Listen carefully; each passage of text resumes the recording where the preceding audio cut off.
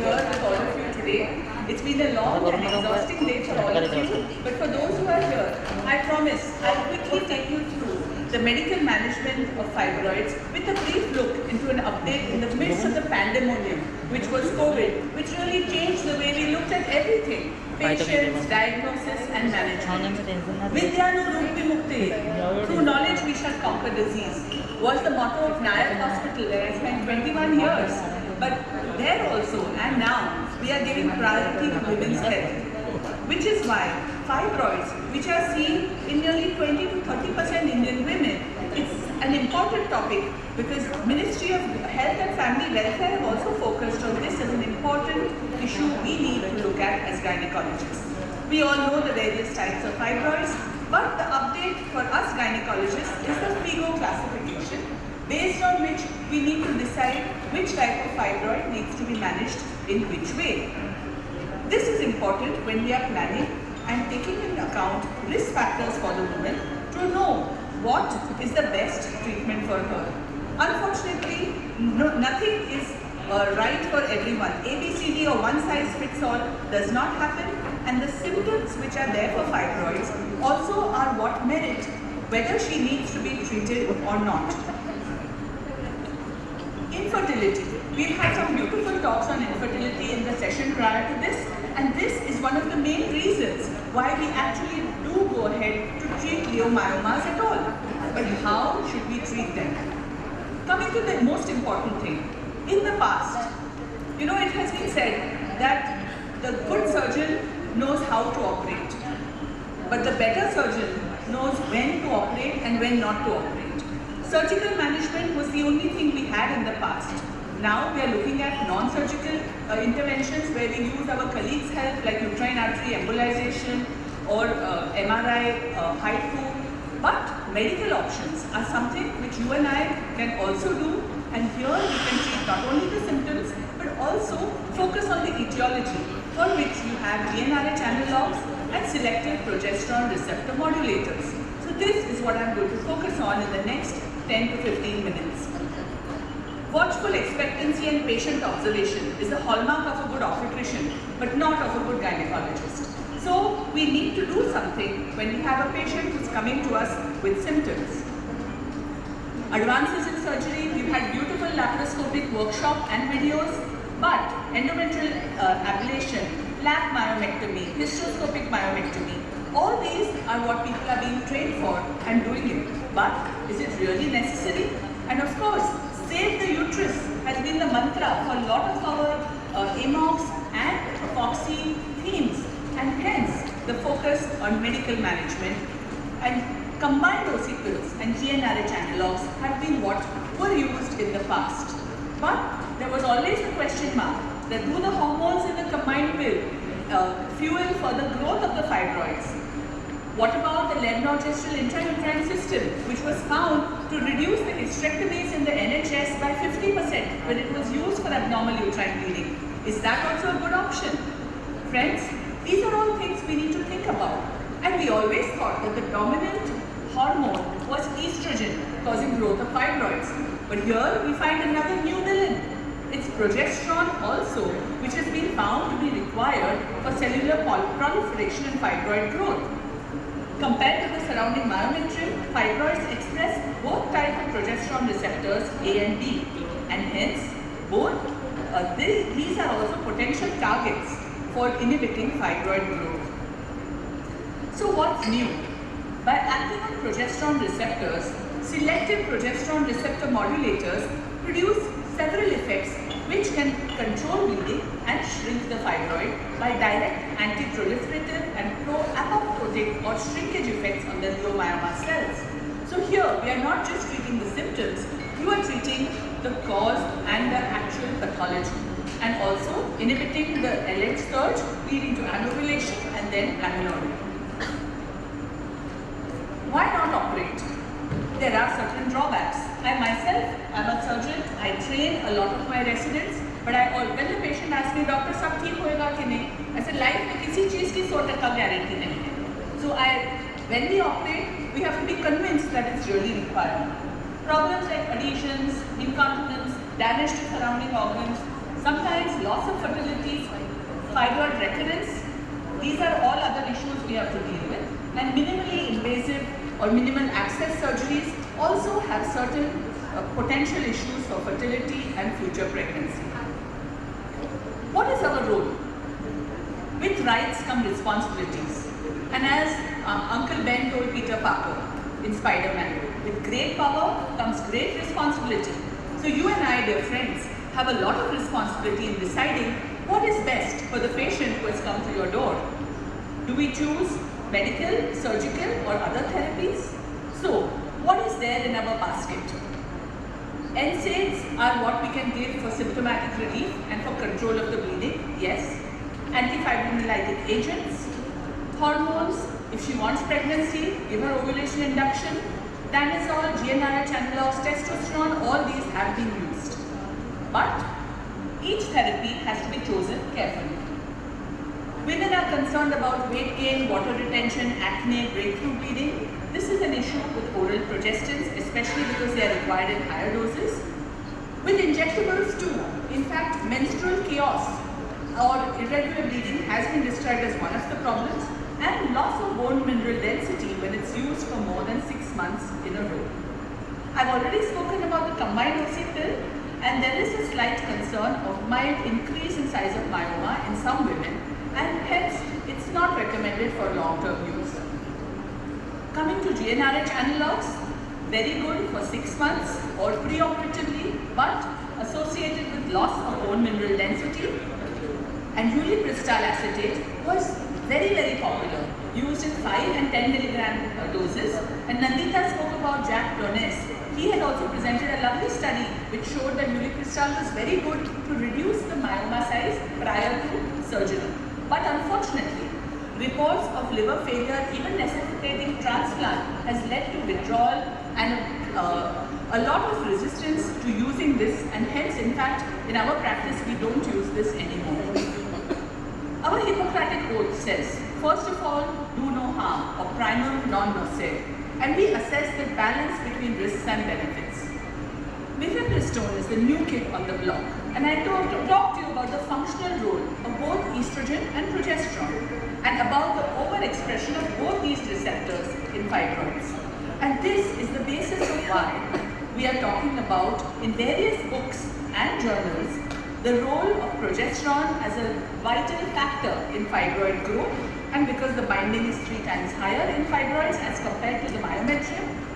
Hence, we have to consider that by looking at the progesterone as a regulator of fibroid growth, by increasing expression of certain cytokines. Now, these terms might bore you as clinicians, but it's just important to understand why epidermal growth factor, tumor necrosis factor alpha are important, because they lead to angiogenesis and increased fibroid cell proliferation. Hence, SBRMs are innovative therapies in fibroid management, and this is not so new. It was about a decade ago that we were first described, and now they have been time tested, and a lot of women have benefited from this, because this is a ligand with tissue selective agonist antagonist or mixed activity on the target cells. We need Indian data. It was spoken about evidence-based medicine previous to this also, and we need to look at the fact that many clinical trials have been done even in our own country with 10 and 25 milligram as 2 doses. And what is the bottom line in most of these trials is that by its action not only on the pituitary, also on the endometrium and directly on the fibroid, as compared to GnRH analogs which only act on the pituitary. And these are the only 2 drugs which act on the cause, not on the effect. It is found that there is a significant shrinkage in the size, reduction in bleeding, and reduction in symptom of pain. And that is what we are looking at, amelioration or reduction of the symptoms and making the patient happy. The other advantage is no effect on bone mineral density. Oral administration is possible, can also be used preoperatively to correct anemia and plan surgery, and a lot of women, when quality of life assessment have been done, have reported it as a good thing.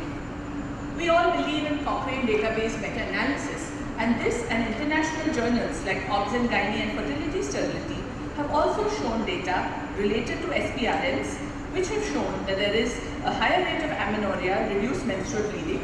And this, friends, is important. When you have a woman who is probably perimenopausal, or she's high risk for surgery, or does not want surgery, these are the women who are actually ideal candidates.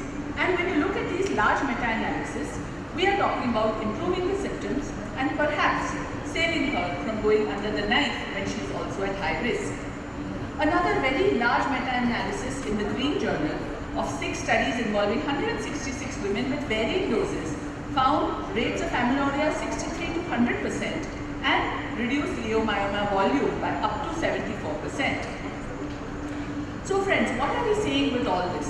That daily oral treatment for 3 to 6 months is an optimal clinical treatment. There is, and some studies did suggest, is there some effect of endometrial atypical hyperplasia coming up when you are saving the uterus? But the meta-analysis also mentioned that there is not much evidence to support that this is a factor of concern.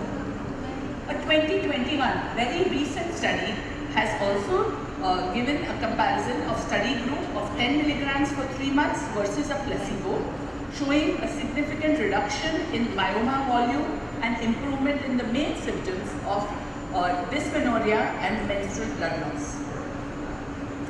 Retrospective study comparing radiofrequency ablation, that was what I was talking about, the non-surgical intervention options. And here, mifepristone has been used as a preoperative preparation, and this study suggested that the ablation time, number of punctures, and the duration of surgery was reduced when this drug was given in advance, and there was a reduction in the fibroid volume, which was significant. So the conclusion was that it is a safe adjunct if you want to do additional therapy for large uterine fibroids. So basically, friends, we are looking at international clinical trial summaries, which basically say that there is reduction by at least 40% in the volume of the fibroid, no endometrial hyperplasia, and less recurrence rate after you stop the medication. The last line is also important, that after stopping the medication, 40% of women on GnRH did have a recurrence, but this was much less. It was around 17% for those who were taking mifepristone. So how do you take the tablet? Once a day after food, preferably to be started on day 1 to 7 of the menstrual cycle for better results, and preferably similar time every day, and 3 to 6 months minimum is recommended as a therapy. We've had many guidelines, SOGC and others, which have also supported the same, and evidence-based good clinical practice recommendations from GESI, which is headed by our past FOXI president, Dr. Dr Reena Wani, had done a large study in Delhi, AIMS, which also suggested this as a good treatment option. It has been mentioned in various textbooks, but you know what happens? To get what is in textbooks into practice takes a little time. We are so used to certain ways of working that we want our own clinical evidence. And these are, I've already mentioned a few of the studies, but these are studies done across the country using 25 milligram or 10 milligram in some studies. And all of these have supported the findings of an improvement in the hemoglobin, a significant reduction in the fibroid size and response of the patient. They have compared GnRH analog with mifepristone too, and this is a later study of 2019, which had also shown marked relief, better in the oral group and the advantage of oral therapy. A prospective study is always better than retrospective, and this in 25 milligram dose also showed a very good response. In South India, so that previous study was in Orissa, this is in South India with 25 milligram. Improvement in pain symptoms were significant, and there were no major side effects observed. Another study from Rohtak, Haryana showed similar findings but with a much smaller dose of only 10 milligram. So here we are trying to go lower in the medication, and even with 10 milligram they found a reduction in uterine and fibroid volume. So should we use 25 or 10? The jury is still out on that, but different studies have shown that a higher dose of 25 does give a better and a quicker response, but it is not yet categorized as with only one dose which is going to fit for both. And this is showing the results comparing 25 and 10 milligram, that the reduction in volume and amenorrhea achievement was obviously better with a higher dose.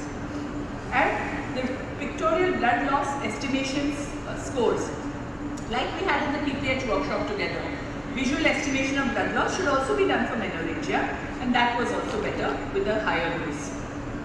So friends, all these various studies, what are we leading to? There are other options. It's not that one size fits all.